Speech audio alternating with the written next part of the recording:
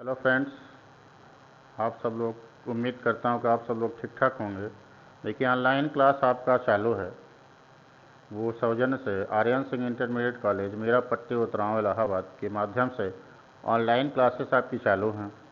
देखिए, इसके पहले क्लास 9 मैथ्स के पार्ट 1 और पार्ट 2 में हमने आपको पार्ट 1 में तो केवल मैथ का इंट्रोडक्शन हुआ, संख्याओं संबंधी प्रश्न थे।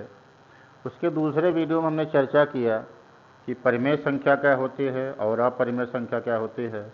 अब उसी लेक्चर पर आज आपको एक्सरसाइज 1.2 का मैं क्वेश्चन बता रहा हूँ, जिस क्वेश्चन है कह रहा नीचे दिए गए कथन किस तरह से सत्य हैं और किस तरह से असत्य हैं। सत्य हैं तो किस कारण से हैं, असत्य हैं तो किस कारण से, उनकी आप चर्चा कीजिए। पहला क्वेश्चन है, प्रत्येक अपरिमेय संख्या एक वास्तविक संख्या है। चलिए, पहले का पहला क्वेश्चन जो मैं लिख दे रहा हूँ, प्रश्न है प्रत्येक अपरिमेय संख्या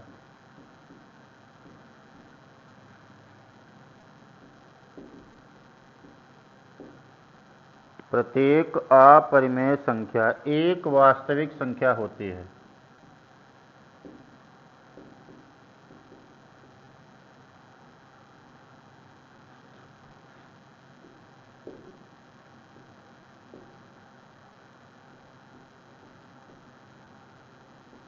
ये क्वेश्चन है, इसमें आपको अपना तर्क देना है कि क्या ये कथन सत्य है कि असत्य। तो ध्यान दीजिएगा, प्रत्येक अपरिमेय संख्या एक वास्तविक संख्या है। हाँ, ये कन्फर्म है। हमने बताया था आपको कि जो परिमेय संख्या होती है वो ऑलरेडी p/q का फॉर्म होती है। लेकिन अगर जैसे हम संख्याएं लिख रहे हैं वास्तविक संख्या को, जैसे 2 लिख दें, 3 लिख दें, 5 लिख दें, 6 लिख दें, 7, ध्यान कीजिए ये जितनी संख्याएं हमने लिखा है ये सब की वास्तविक संख्याएं हैं। अगर इसी में हम रूट लगा दें,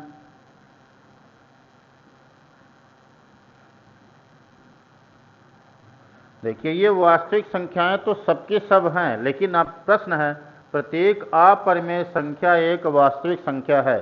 देखिए, अगर इसकी वैल्यू हम लिखें 1.414, √3 की वैल्यू होती है 1.732, √5 की वैल्यू होती है 2.236, ऐसे और भी वैल्यू होती हैं। ध्यान कीजिए, ये परिमेय संख्या तो है, अपरिमेय संख्या है, लेकिन इसकी जो एग्जैक्ट वैल्यू होती है वो पूरी कंप्लीट नंबर में नहीं हो पाती है। लेकिन ये जो संख्याएं लिखी गई हैं ये सभी की सभी आपकी वास्तविक संख्याएं हैं। तो इससे ये मालूम चल रहा है कि जो आपका कथन दिया गया है ये कथन सत्य है, क्योंकि जितनी भी अपरिमेय संख्याएं होती हैं वो हमेशा एक वास्तविक संख्या को व्यक्त करती हैं। अतः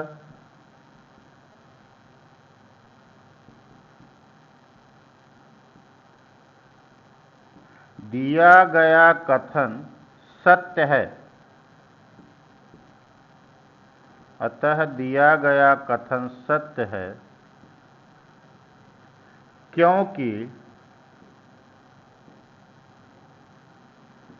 उपरोक्त उदाहरण से, क्योंकि उपरोक्त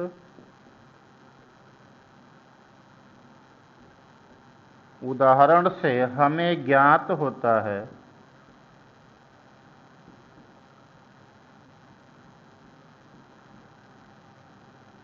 कि सभी अपरिमेय संख्याएं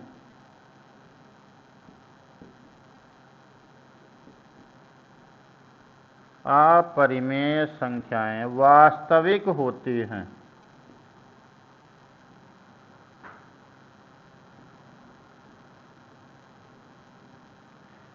इसी तरह से इसका दूसरा क्वेश्चन है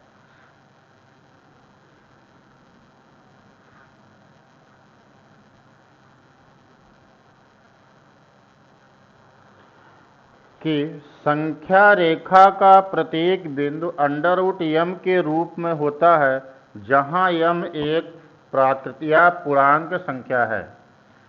चलिए, प्रश्न है कि √m किसी भी संख्या रेखा पर एक पूर्णांक या एक प्राकृतिक संख्या को व्यक्त करता है, क्या यह कथन सत्य है कि असत्य? चलिए अगर हम मान लेते हैं जो प्राकृतिक संख्या m का मान हम 1, 2, 3, 4, 5, 6, 7, 8, 9 ऐसे एंड सो ऑन। अगर हम m की वैल्यू, ये सभी आपकी प्राकृतिक संख्याएं हैं, अगर हम m का मान इसमें रख दें, अगर m की वैल्यू हम 1 रख देते हैं तो 1 का वर्गमूल ऑलरेडी 1 होता है। अगर हम 2 लिख दें तो √2 की जो वैल्यू होती है वो कंप्लीट नंबर नहीं होती, अर्थात पूर्ण संख्या नहीं होती है, जिसको हमने बताया आपको अगले क्वेश्चन में कि वो वैल्यू होती है 1.414। इसी तरह से √3 की जो वैल्यू होती है वो 1.732। इसके आगे और भी नंबर हो सकते हैं, वो पूर्ण रूप से वर्गमूल नहीं हो पाता। इसी तरह इसके आगे और भी नंबर हो सकते हैं। अगर हम 4 ले लें, √4 यानी 4 का जो वर्गमूल होता है वो 2 होता है। इससे यह मालूम चल रहा है कि सभी जितनी भी प्राकृतिक संख्याएं हैं वो √m के पूर्ण रूप में कभी भी निरूपित नहीं की जा सकती हैं, क्योंकि आप देख रहे हैं 1 का तो वर्गमूल ऑलरेडी 1 हो जा रहा है, बट 2 का वर्गमूल ये संभव है लेकिन पूर्ण नंबर में नहीं हो पाता। इसी तरह √3 की वैल्यू ये होती है, 4 का वर्गमूल 2 संभव है। तो सभी प्राकृतिक संख्याओं का √m के रूप में निरूपण संभव नहीं है, क्योंकि सभी संख्याओं का पूर्ण रूप से वर्गमूल संभव नहीं हो पाता है।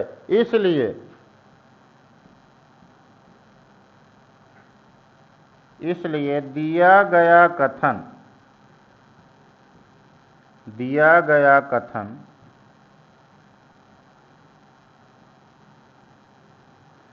असत्य होगा।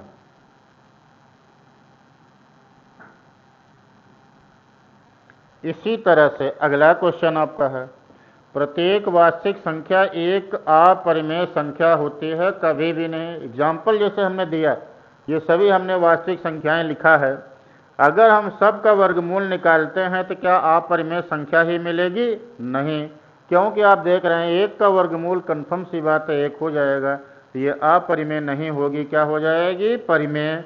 तो सभी पूर्णांक संख्याओं का जो वर्गमूल वो 100% सी बात है, वो कभी परिमेय भी हो सकता है और अपरिमेय भी हो सकता है। इसलिए इसका तीसरा क्वेश्चन भी जो दिया गया है वो भी आपका असत्य हो जाएगा। क्यों? कि कोई जितने भी संख्याएं हैं वो अपरिमेय और परिमेय दोनों संभव हो सकती हैं। इसलिए इसका जो तीसरे नंबर का क्वेश्चन है वो भी आपका ऑप्शन जो है वो गलत होगा, असत्य होगा।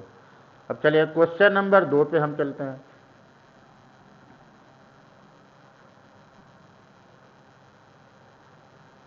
क्वेश्चन नंबर 2 है, क्या सभी धनात्मक पूर्णांकों के वर्गमूल अपरिमेय हैं? यदि नहीं तो एक ऐसी संख्या का वर्गमूल का उदाहरण दीजिए जो एक परिमेय संख्या को व्यक्त करे। क्वेश्चन नंबर 2 है, कह रहा है कि जितनी भी परिमेय संख्याएं हैं, जितने भी धनात्मक पूर्णांक हैं, मान लेते हैं, माना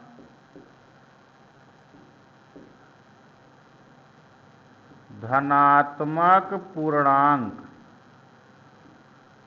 क्रमशः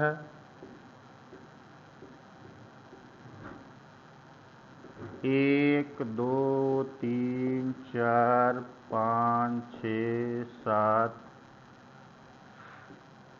8, 9, 10 ऐसे बहुत से आगे नंबर आएंगे। मान लेते वो सब पॉइंट आपके अनंत तक।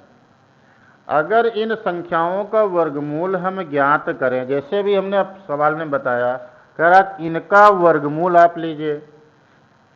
चलिए 1 का अगर वर्गमूल लेते हैं तो 1, ये कन्फर्म सी बात हो गई कि जो 1 है वो आपकी परिमेय संख्या है, ना कि अपरिमेय। चलिए ये परिमेय हो गया। अंडर रूट 2 का जो वर्गमूल है वो पूर्ण रूप से संभव नहीं हो पाता, इसलिए ये अपरिमेय हो जाएगा।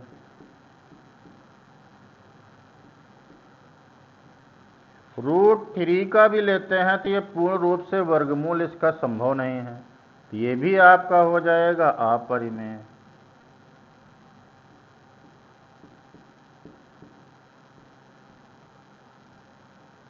√4 का ले लीजिए, 4 का जो वर्गमूल हो जाएगा वो 2, ये आपकी परिमेय संख्या हो जाएगी। इससे यह मालूम चल रहा है सभी धनात्मक पूर्णांक संख्याओं का जो मान है वो कभी परिमेय भी हो सकता है और कभी अपरिमेय हो सकता है। तो इसका मतलब ये हुआ कि जो आपकी धनात्मक पूर्णांक संख्याएं हैं उनका मान सदैव अपरिमेय संख्या नहीं हो सकता है। अब इसके प्रश्न में इसी प्रश्न में ये भी कहा गया है कि एक संख्या का हमको ऐसा उदाहरण दीजिए जो परिमेय संख्या को भी व्यक्त करता हो। अब चलिए अगर हम 9 का वर्गमूल निकालें, 9 का वर्गमूल आप देख रहे हैं होता कितना है 3, ये भी आपकी परिमेय संख्या को ही व्यक्त करता है।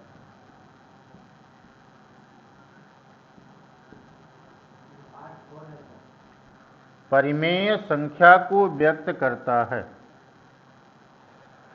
ये क्वेश्चन आपका 2 हुआ, तो सभी इसका मतलब हुआ कि जितने भी पूर्णांक संख्याएं हैं वो सभी का वर्गमूल कभी भी अपरिमेय नहीं हो सकता है।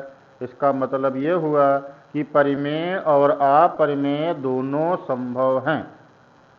तो हमने उदाहरण किसका लिया, जितनी भी संख्याएं हैं किसी एक ऐसी संख्या लीजिए जिसका वर्गमूल पूर्ण रूप से संभव हो और वो परिमेय संख्या भी हो जाए।